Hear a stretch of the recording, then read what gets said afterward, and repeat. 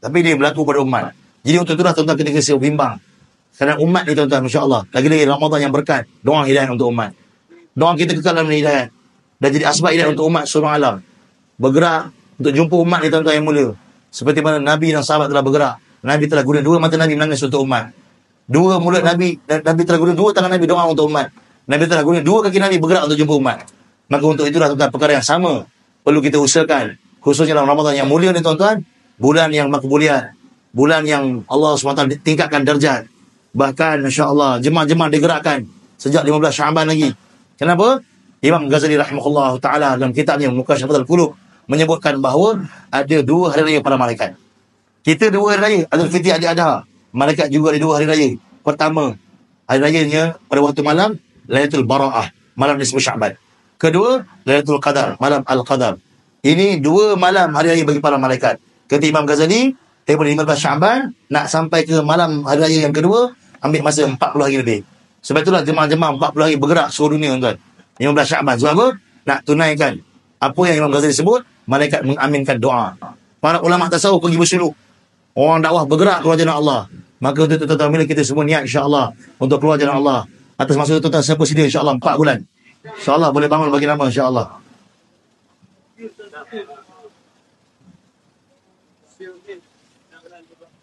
InsyaAllah tuan. Malaikat Ramadan yang aminkan. Bukan malaikat Taiping, bukan malaikat Masjid Hanafi. Malaikat khusus Ramadan aminkan. Azam tuan 4 bulan. Ulama insyaAllah setahun kedua boleh bagi nama. InsyaAllah tuan boleh bagi nama. Malam pertama Ramadan kita telah bagi nama masya-Allah untuk keluar jalan Allah. 4 bulan keluar jalan Allah.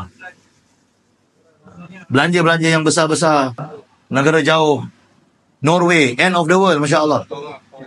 Patahkan tulang belakang syaitan, bangun. Terasa nak bagi nama, bangun tuan bagi nama, masya-Allah. Rasa nak bagi nama tapi macam segan lah. Nanti member kutuk kat belakang. Bangun tuan. 4 bulan, masya-Allah. Keluar jalan Allah. Penguin pun tuan-tuan, selepas telur dia menetas, dia bergerak 4 bulan. Tuan-tuan tengok dalam National Geography. Penguin pun pergi 4 bulan, insya-Allah. Kita pergi bukan macam penguin lah. Kita bergerak untuk jumpa umat. Gunakan diri harta masa kita untuk agama. Kerana diri harta masa bukan milik kita, milik Allah. InsyaAllah tuan, 4 bulan. 4 bulan lagi tuan, masya-Allah. Nisab yang paling sikit yang sahabat buat, 4 bulan lagi. Maulana Mustaqim nama Baqatuh kata, di Malaysia, tertib sahabat 4 bulan setiap tahun. Sahabiah 4 bulan lagi. Tapi di Malaysia, saya dengar ada orang keluar 20 hari. Saya pun pelik, dia ni lelaki ke perempuan. Sebab apa? Sahabat 4 bulan, sahabiah 40 hari. Tapi ada orang keluar 20 hari kat Malaysia.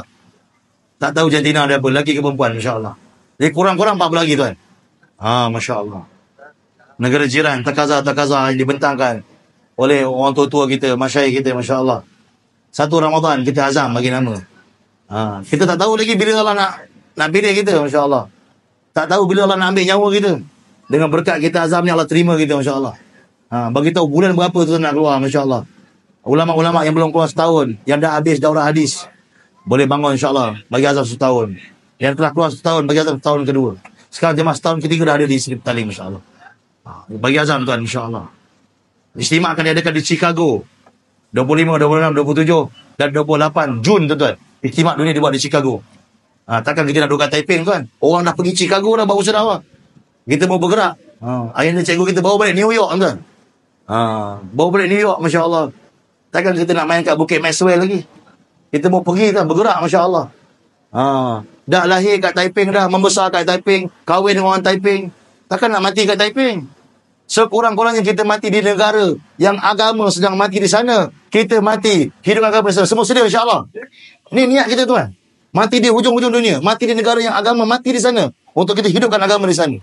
Dah puas dah duduk Taiping, lahir Taiping, isteri orang Taiping, kerja di Taiping. Makan steamboat Taiping. Dah puas dah tuan, makan steamboat dekat balai bomba.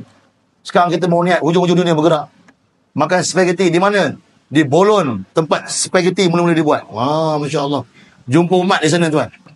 Semua sedia insya-Allah. Moga Allah terima kita semua. Allahumma rabbana lakal hamdu kama yanbaghi li jalali wajhika.